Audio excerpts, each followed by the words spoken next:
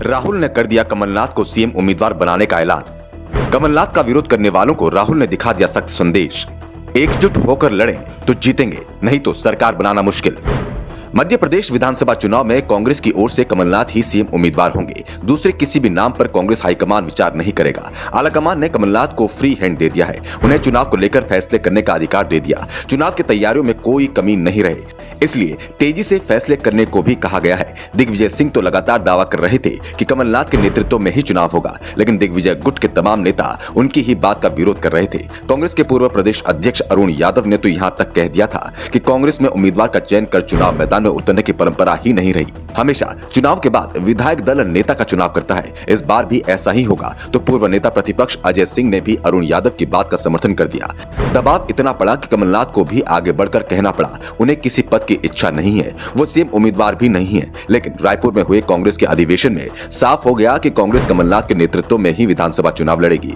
राहुल गांधी ने कमलनाथ का विरोध करने वाले सभी नेताओं को सख्त हिदायत दी है कि एकजुट रहें, कांग्रेस पार्टी को मजबूत बनाने के लिए काम करें। मध्य प्रदेश में मुकाबला आसान नहीं है, एकजुट रहेंगे तो सत्ता मिल जाएगी। इसलिए मेरे पास मत आइए, मैदान में जाइए और मैदान में अपनी ताकत दिखाइए। दरअसल राहुल गांधी के पास इन दिनों सबसे ज्यादा मध्य प्रदेश के पार्टी नेता ही पहुंच रहे हैं। जिलाध्यक्ष और शहर अध्यक्ष की नियुक्तियों को लेकर शिकायतें कर रहे हैं। कमलनाथ मध्य प्रदेश कांग्रेस के प्रदेश अध्यक्ष है, जिस कारण से शिकायतें सीधे सीधे कमलनाथ की ही हो रही है। और रायपुर में हुए पार्टी के अधिवेशन में राहुल ने मध्य प्रदेश के नेताओं को जमकर सुना दिया।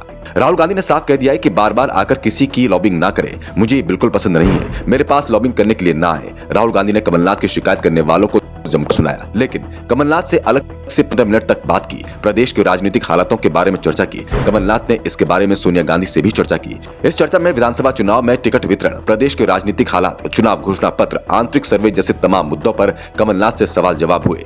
दरअसल कांग्रेस हाईकमान को इस बात का एहसास है कि मध्य प्रदेश में इस समय कमलनाथ की टक्कर का दूसरा नेता उसके पास नहीं है। ज्योतिरादित्य सिंधिया बीजेपी में चले गए हैं और दिग्विजय सिंह पार्टी कार्यकर्ताओं के बीच तो लोकप्रिय हैं, लेकिन जनता के बीच उनकी छवि अभी भी नेगेटिव बनी है। अगर दिग्विजय सिंह का नाम आगे किया जाता है तो कांग्रेस की रही सही उम्मीद भी समाप्त हो जाएगी। इसलिए कमलनाथ पर ही दांव लगाने की तैयारी चल रही है। मध्य प्रदेश में कुछ नेता भले ही कमलनाथ का विरोध कर रहे हैं, लेकिन प्रदेश अध्यक्ष बनने के बाद पिछले 5 साल में कमलनाथ ने प्रदेश में काफी मेहनत की है। आज कमलनाथ ही कांग्रेस के सर्वमान्य नेता हैं। ये बात पूर्व मुख्यमंत्री दिग्विजय सिंह भी कई मौकों पर कह चुके हैं। प्रदेश में कांग्रेस विपक्ष में है, फिर भी उसकी चुनावी तैयारियां दिखाई दे रही हैं। जमीनी स्तर के कार्यकर्ताओं से लगातार संपर्क भी बना है।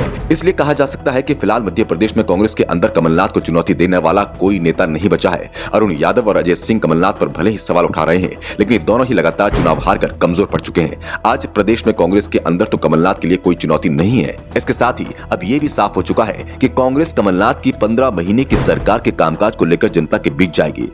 अब निगाहें बीजेपी पर हैं। वो कमलनाथ के खिलाफ क्या रणनीति बनाएगी? Bureau report, the Navtarpan news.